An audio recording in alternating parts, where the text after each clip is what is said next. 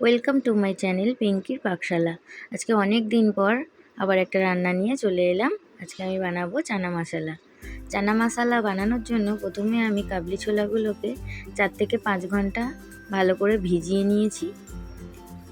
এবার এই কাবলি ছোলাগুলো আমি একটা প্রেসার কুকারের মধ্যে একটা বড় আলু দিয়ে 5টা সিটি মেরে নেব।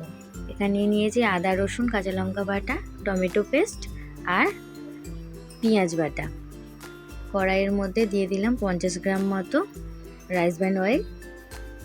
এবার ওর মধ্যে দিয়ে দিলাম গোটা জিরে, শুকনো লঙ্কা, তেজপাতা।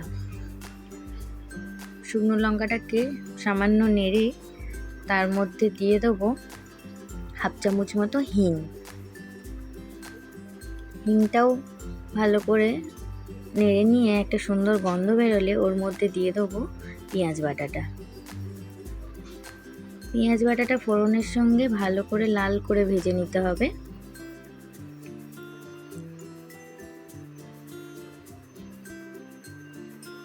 পেঁয়াজটা খুব সুন্দর লাল করে ভাজা হয়ে গিয়েছে। এবার ওর মধ্যে দিয়ে দিলাম আদা, রসুন, লঙ্কা বাটাটা। দিয়ে সবগুলো একসঙ্গে ভালো করে কষিয়ে নিতে হবে। যতক্ষণ না আদা রসুনের কাঁচা গন্ধটা যাচ্ছে ততক্ষণ কষাতে হবে। আমি আবার একটু জল দিয়ে ভালো করে কষিয়ে নেব। এবার ওর মধ্যে একে একে গুঁড়ো মশলাগুলো দেব। দিয়ে দিলাম হলুদ গুঁড়ো, ধনে গুঁড়ো, জিরে গুঁড়ো আর স্বাদ মতো নুন। সব মশলাগুলো একসঙ্গে ভালো করে কষিয়ে নেব।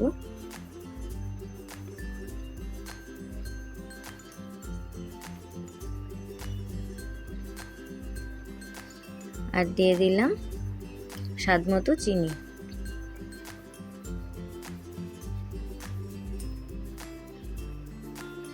ভালো করে নেড়ে চেড়ে নিতে হবে।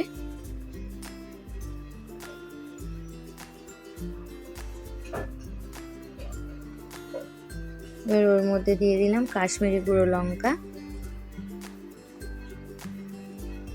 এতে কালারটা আরো সুন্দর আসবে।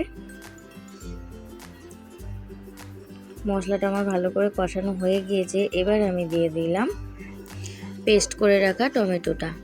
এবার টমেটোটা দিয়ে আবার মশলার সঙ্গে আমি ভালো করে কষিয়ে নেব।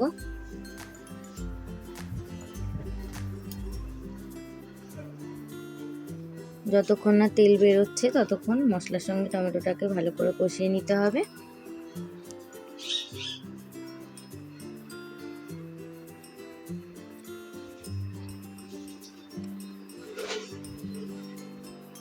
মশলা থেকে তেল ছাড়া আরম্ভ করেছে। এই সময় আমি চানার সঙ্গে সেদ্ধ করে রাখা আলুটা এখানে খুন্তির সাহায্যে ম্যাশ করে নেব। আপনারা এটা পিস পিস করেও দিতে পারেন। আলুটা ম্যাশ করে নিয়ে এবার মশলার সঙ্গে আমি ভালো করে কষিয়ে নেব।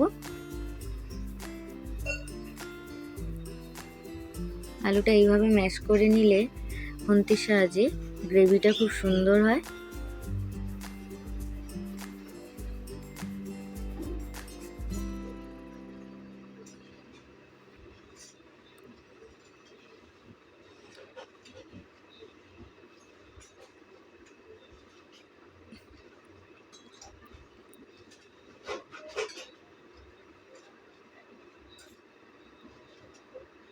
সমস্ত মশলা আমার ভালো করে কষানো হয়ে গিয়েছে। এবার সেদ্ধ করে রাখা কাবলি ছোলাটা আমি দিয়ে দেবো।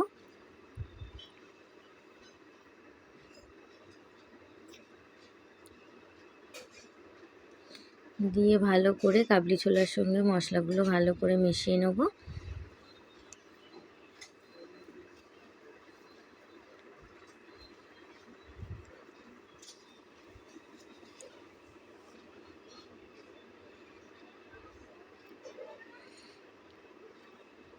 এবার এটাকে ফুটতে দেবো।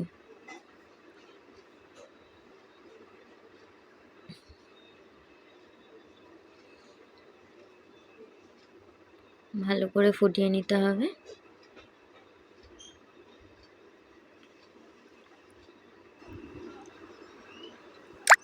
উপর থেকে দিয়ে দিলাম গরম মশলা। রান্নাটা আমার প্রায় কমপ্লিট।